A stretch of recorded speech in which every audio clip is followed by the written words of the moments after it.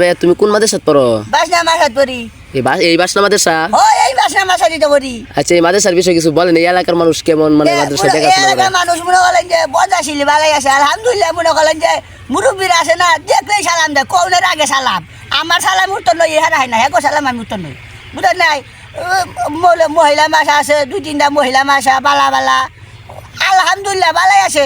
নবসরে বর্দা করে তালিম হয়, বালাই ওয়াজ মাহফিল হয়, বড় বড় বক্তা দহে বালাই। বাসনা এলাকা আল্লাহ রহমত খারাপ না। আমার লজিন একটা আছে, 2 না আমার লজিন দেহে আমার বাসাত অনুদান দেয়, 5 বস্তা করে চাল দেয়, 2 দিন পরে পরে চাল দেয়, বুঝলেন নাই?